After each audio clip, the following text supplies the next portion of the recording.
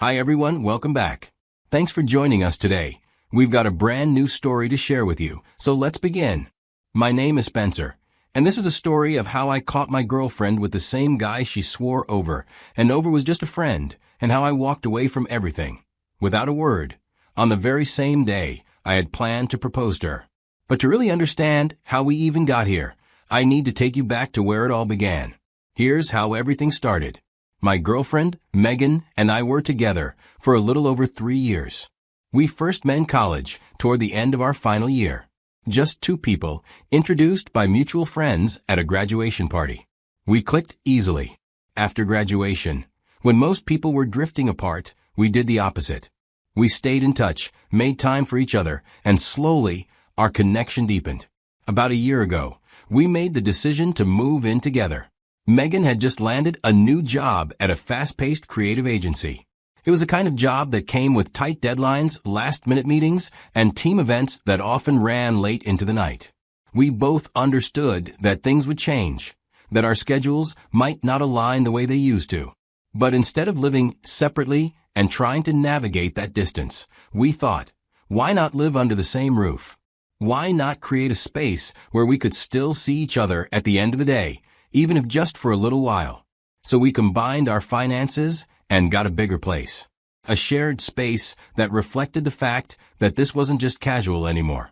We were serious. Or, at least, I was. By that point, I already knew I wanted to marry her. It was something I had settled in my mind long before we unpacked the first moving box. I didn't say it out because I didn't want to pressure her. But I saw our home as the first real step toward a future together. Living together was never just a convenience to me. It was a promise. So here's where things really started to change. It was a few months into Megan's new job at the creative agency, and I was proud of her. She started talking about this one coworker a lot.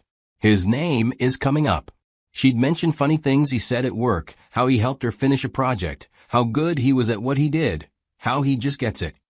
You know how someone's voice changes when they talk about something or someone they really like? Yeah, I started hearing that more often. At first, I tried to play it cool. Of course, she's going to connect with her team. It's not a crime to have a favorite coworker, right? But then the comparison started.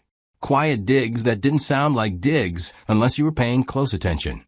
I'd be lying if I said it didn't bother me. But I didn't want to come off as jealous or insecure. So I told myself, you're about to propose, and you're acting like a jealous teenager. Grow up. It sounds dumb now, but at the time, I believed I was doing the mature thing by staying quiet. One weekday evening, I had planned dinner. Just one of our usual routines. I waited for her. Hours passed. No calls. No texts. Finally, she walked through the door, tired. I asked if she was okay, and she gave me the usual line, work was crazy. We had to stay late to meet deadlines. I nodded, even though I was already halfway through my dinner alone. She apologized, said she was starving, then stood up to grab some water. That's when her phone lit up on the table as she walked into the kitchen. I glanced, and it was a message from this coworker. It read, "How was the traffic from your side?" Then the next line, "Wish you stayed longer with me." My world stopped. I was confused. She had just told me she was at the office the whole time. But this guy's message didn't match that statement. Wish you stayed longer. Longer where? Traffic from where?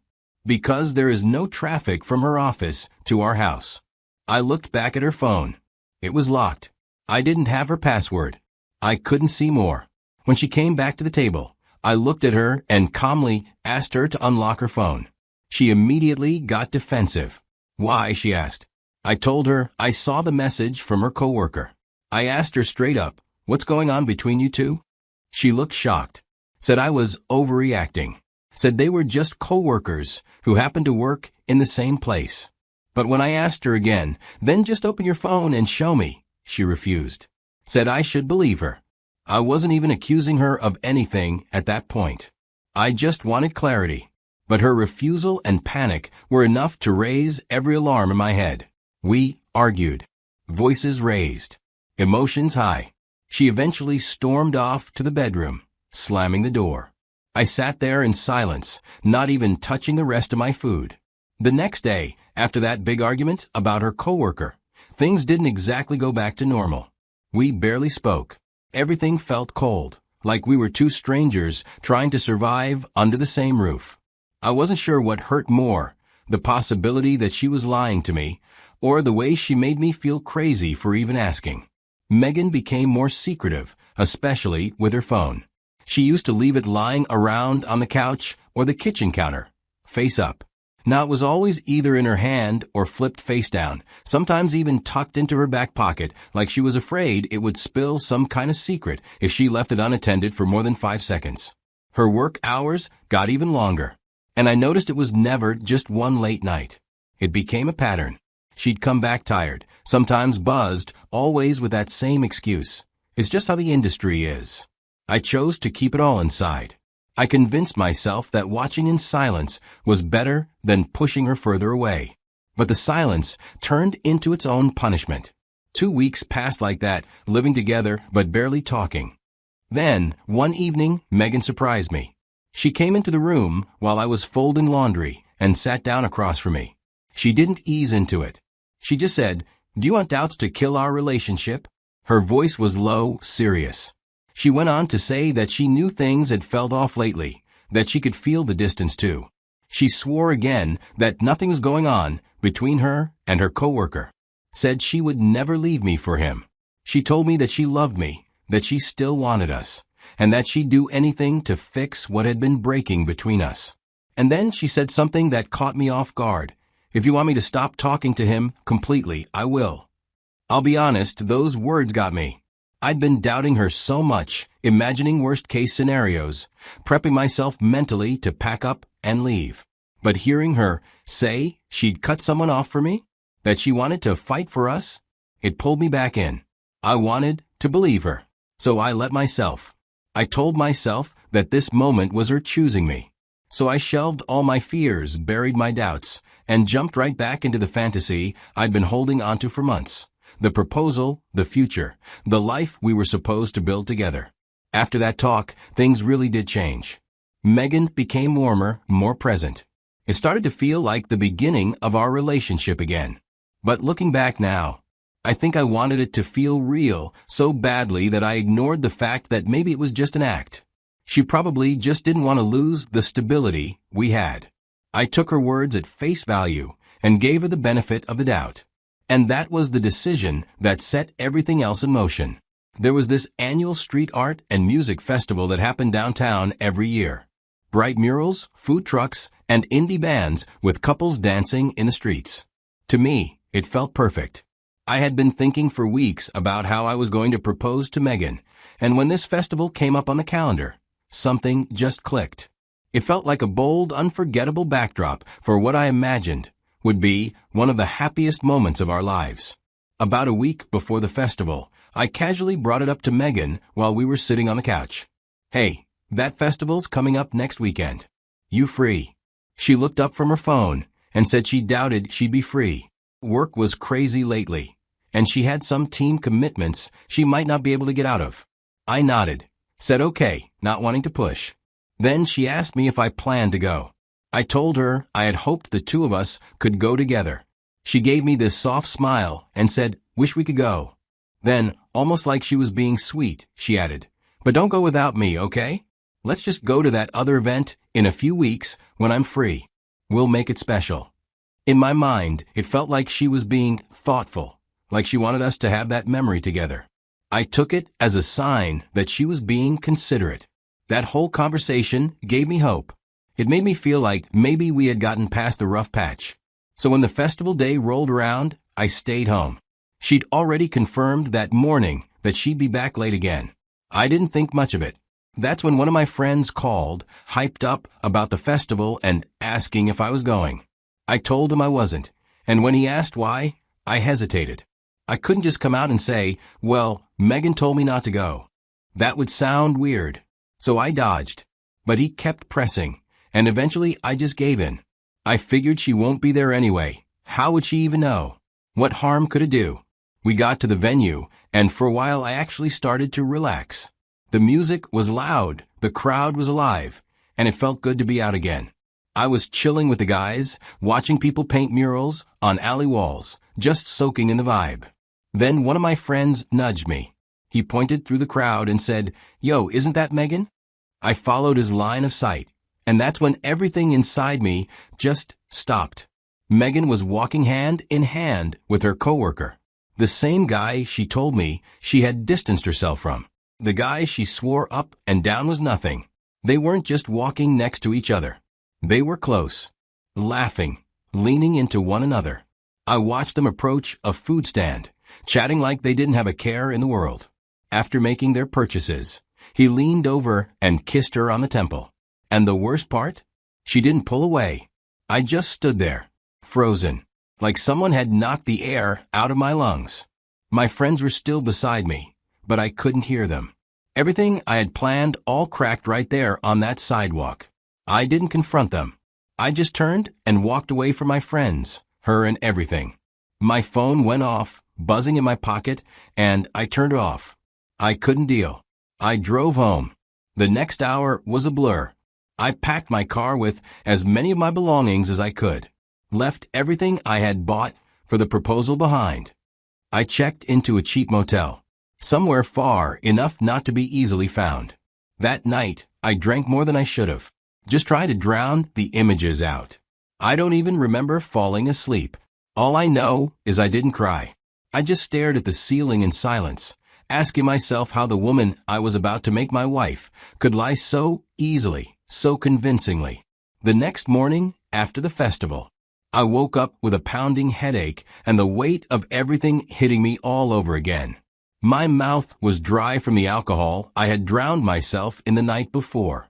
I had originally turned off my phone right after leaving the festival because I didn't want anyone, especially her, reaching me. But now I needed to call my boss and request a few days off to clear my head and figure out my next steps. So I turned my phone back on. The message notifications hit my screen like a floodgate had burst. I barely had time to process anything before they started rolling in, one after the other. The first wave was all from Megan. "Where are you? Why are your things missing? Spencer, please call me." That was the beginning. She clearly had no idea I had seen her at the festival yet. But I wasn't responding. I wasn't ready to hear her voice. Then, after what I can only assume was a conversation with one of my friends, someone who must have told her I was at the festival and had seen everything, the tone of her messages changed. Suddenly, it wasn't confusing anymore. It was panic. Voice notes came next. I didn't even need to play all of them to know she was sobbing. Her voice cracked as she begged me to listen, to talk to her, to let her explain. She kept saying it wasn't what it looked like, that she messed up, that she couldn't lose me like this. Honestly, I didn't even know what to feel. And it wasn't just her texting me. My friends were blowing up my phone too. "Yo, where'd you go? Are you okay, man? Bro, you left without saying a word." They were worried, and I appreciated that. But at that moment, I wasn't ready to talk. Not even to them. I took a deep breath and finally made the call I originally intended to my boss. I told him I needed some time off to deal with a personal situation. He was surprisingly understanding, told me to take the week if I needed it. That gave me a small sense of relief. At least work wasn't something I had to stress about too. Once I hung up, I turned my phone off again. I didn't want to keep hearing her voice begging me to come back or read another message asking for just one more chance. I'd seen enough. I'd heard enough. And I knew deep down there was no fixing what she broke. From the motel, I started putting things in motion. I called around, checked listings, and arranged a new place to stay. It was a small apartment, but it was mine. The last time I saw Megan in person was about a week after the festival. She showed up at my workplace.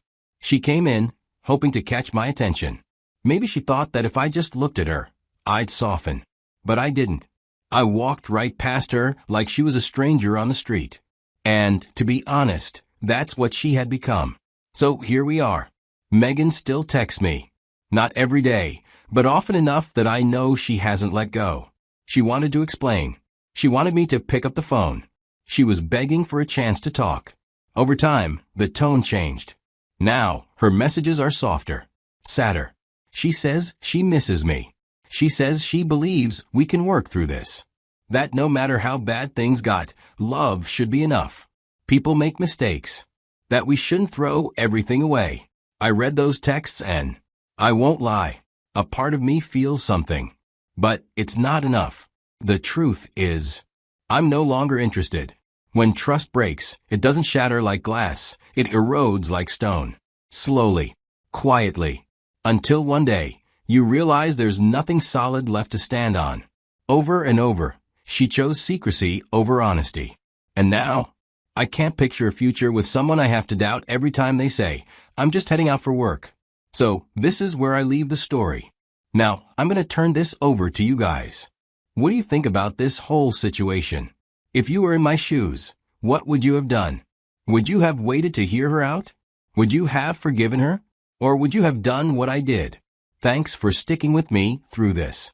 If this story hit home, or even just made you think, go ahead and like and share. I'll see you in the next one.